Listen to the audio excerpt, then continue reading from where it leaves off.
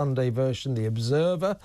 Jay Rayner, its renowned restaurant critic, has just quit The Observer, slamming its daily stablemate, The Guardian, and by extension The Observer too, for rife anti-Semitism. He says it's been a very uncomfortable place for a Jewish guy to work, for Jewish people to work, and the editor doesn't do anything about it. Well, let's talk to Jewish journalist Jonathan Sacerdoti. Welcome, Jonathan. Hi, Kevin. Good evening. Thank you for joining us. I think I should just, before we move on to The Guardian, it's a story that's well worth discussing. Your take on the ceasefire, or the proposed ceasefire, tomorrow morning between Israel and Hezbollah?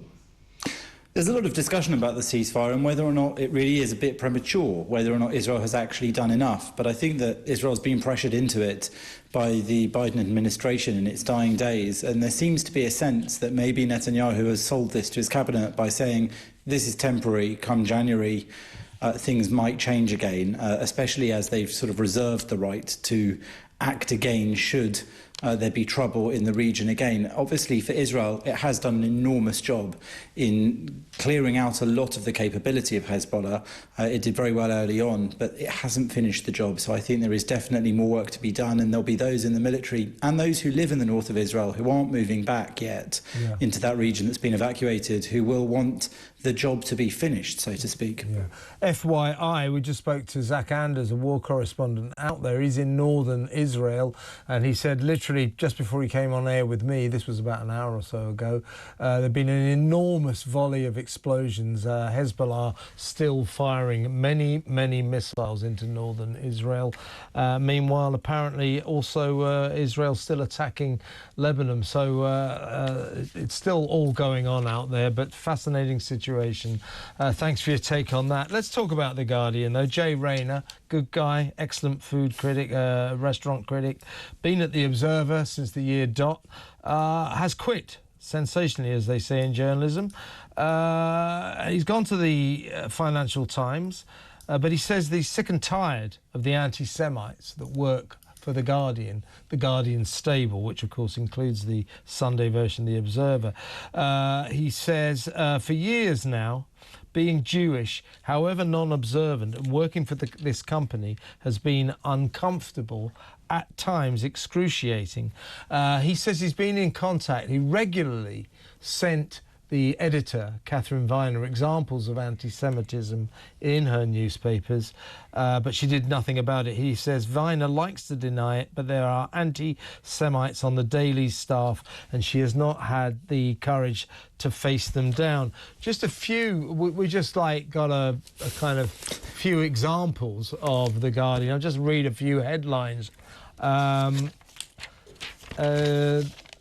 The Observer's view, the International Criminal Court's Israel arrest warrants are a test the world must not fail.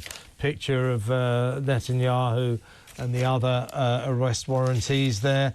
How about this one? This is from the well-known friend of Israel, Owen Jones. In its assault on northern Gaza, Israel has taken its depraved campaign to new depths.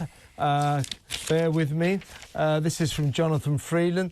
Benjamin Netanyahu is a wanted man, and he only has himself to blame. More reward for terrorism. Israeli politicians unite to condemn the ICC arrest warrant for Netanyahu. That one's a slightly more reasonable. The Guardian view on a genocide probe call, Sense in Gaza's senseless conflict. Now, all of those headlines, they may not be blatantly anti-Semitic, but they're pretty anti-Israel, aren't they? Well, The Guardian's long been like this. It's not new. My friend Tom Gross, the journalist who's documented it for years, I remember him pointing out a Guardian headline in 2009 that said, Israel admits harvesting Palestinian organs. And the paper then, of course, changed it online, citing a serious editing error. Jay Rayner was writing to the editor, Katharine Viner. She's also famous for co-writing that anti-Israel propaganda play, My Name is Rachel Corrie. And Viner herself wrote a gushing article about 23 years ago about Layla Khaled, the Palestinian terrorist who hijacked and then blew up the TWA Flight 840 in 1969. And in that, she described the terrorist's fragile hands, shiny hair, likened her face to Audrey Hepburn. I mean, talk about romanticising terrorists. Don't forget, of course, that Khaled was imprisoned, that terrorist, in the UK, and she was only released in exchange for dozens of Western hostages held by Palestinian terrorists. That's back in 1970. So the terrorism, the hostage-taking, the Guardian's anti-Semitism, none of this is, in fact, new. And don't forget the Guardian, even the Guardian sacked its cartoonist Steve Bell for alleged anti-Semitism. He drew a few cartoons that took your breath away.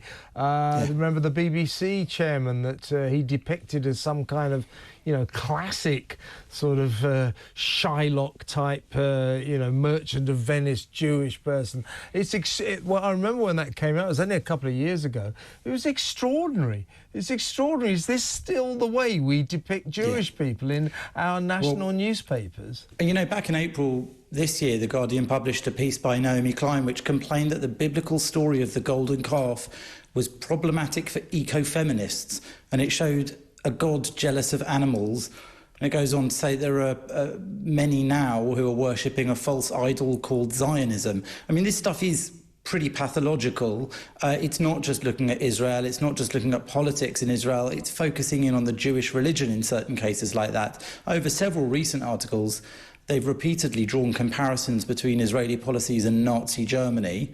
I mean, it published work accusing Jewish collective mourning after October the 7th of being a form of denial used to justify atrocities, and they endorsed the view that Jewish mourning was supremacist, and they said that Israelis were treated as superior dead people. So, I mean, I think they're really tasteless, but also extremely dangerous. And this kind of drivel that comes out of The Guardian and The Observer is actually very dangerous, because what it does is it helps to create this demonisation of the state of Israel, the Jewish state. It helps just centre people's brain in on that idea that it is a uniquely evil country, that it's carrying out these evil acts. It's basically a modern blood libel, and this constant drip, drip, drip, it's not really a drip, it's more of a flood of anti-Semitic, deeply anti-Israel, double standards bias is something which has had a very negative effect on the Jewish community in this country and the world over, not because that many people read The Guardian, but we do know who subscribes to lots of copies of it. I remember that Freedom of Information request some years ago that showed that the most subscribed to newspaper in the BBC offices was, guess what, The Guardian. So it's got a low circulation, but it's influential among academia, teachers, media people, and that, of course, means that its pernicious effect is had at a level that then drips down into the rest of the society. And, of course, the favourite excuse of lefties is this. Oh, no, I'm not anti-Semitic, but just because, but I reserve the right to criticise Israel. And they tend to sort of rather over-criticise. Yeah. Well, you know what? The Guardian published at least 11 columns accusing Israel of genocide or ethnic cleansing within 13 days after the October the 7th massacres. 13 days. So I think you can see that there's a problem there. It's that old story that if you get something wrong once or twice, that might be understandable. But it's like, if you owe the bank £100, you've got a problem. If you owe the bank £100 million, the bank's got a problem. Let me just ask you a final question, a really basic question. It's the Jeremy Corbyn syndrome. Why is it, Jonathan, that so many left-wingers, at the very least, to kind of water it down a bit, despise Israel, but frankly, their hatred of Israel, is thinly disguised anti-Semitism. Why? Why do left-wingers not like Jewish people? Why do they not like Israel? It's very hard to know the answer to that question. I mean, there's lots of possibilities. I do think that there are many people who've never forgiven the Jews for the Holocaust. And so the ability to try and blame the Jewish state now that exists after the Holocaust for crimes that they see or they choose to paint as equal or equivalent means that, in a way, perhaps it lets that's part of European or British society, lets them off the hook, lets them feel less guilty about it. I don't know why that would be specific to the left.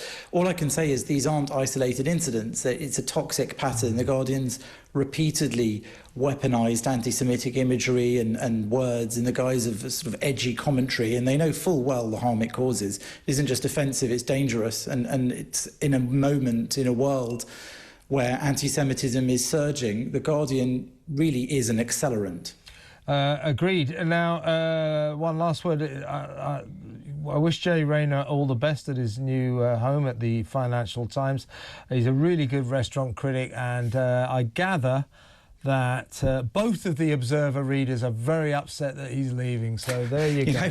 There's just, if you've got 1 second, there's just one last one, actually. I just remembered it. Do you remember when they did a review of the documentary about the 7th of October and the Guardian reviewer complained that it wasn't sympathetic enough to the Hamas terrorists?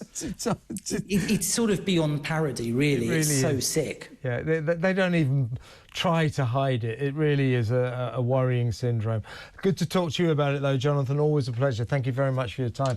Jonathan Sacerdoti there, journalist, about, what Jay Rayner says is the anti-Semitic Guardian. What do you think about that?